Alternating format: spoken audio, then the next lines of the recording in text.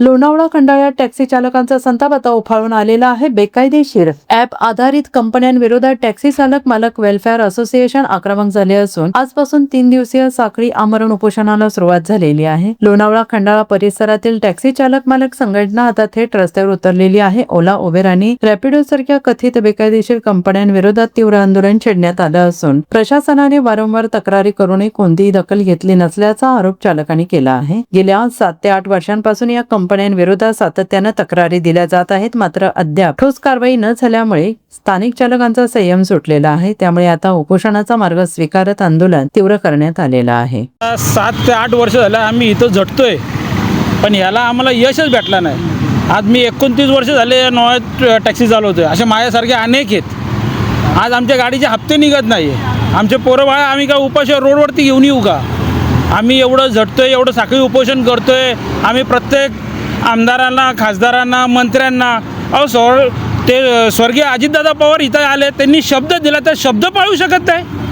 आज आम्ही आमदारांना भेटतोय 10 वेळा, माजी आमदारांना भेटलो, इथं नगरपालिकेचे नगरसेवकांना भेटतोय, पण त्याच्यामध्ये आम्हाला यश काही येत नाही। आम्ही का नॉर्थले स्थानिक भूमिपुत्र असून आम्हाला का आम्ही का इथं उपासमारीची आमच्यावर वेळ येऊ द्या। आम्ही सगळ्यांना भेटून आमची कळकळीची विनंती आहे, या 3 दिवसात जर कधी आम्हाला न्याय नाही भेटला आणि ह्या आंदोलन चिघळायचं असेल तर तुम्ही सांगा आम्हाला येत्या 3 दिवसात आम्हाला हे आमचं जे मागण्या आहेत आणि आमचे रितसर मागण्या आहेत, आम्हाला ते मागण्या पूर्ण झाल्या पाहिजेत। आता येणाऱ्या भविष्यात आम्ही जसं आमच्या अध्यक्षांनी सांगितलं आहे, येणारे 1 तारखेला जे का मिसिंग लिंकचं ओपनिंग आहे त्या दिवशी आम्ही एक्सप्रेसला जाणार म्हणजे जाणार। काय आमच्यावरती केसेस करायचे आहेत, इथं आम्हाला उपोषण यायचं तर आम्ही जाऊन तिथं बसू ना, करा आमच्यावरती केसेस, त्याच्याशिवाय आम्हाला पर्याय काय? आमदारांना आणि इथूनच्या नगरसेवकांना एकच विनंती आहे की तुम्ही जे 8 वर्षापूर्वी 11 महिने लोणावळ्यामध्ये ओला उबेर बंद केलं होतं, तर मग आता तुम्ही लोक ओला उबेर बंद का नाही करू शकत आणि कशामुळं करू शकत नाही, याचं उत्तर या लोकांनी आम्हाला द्यायला पाहिजे।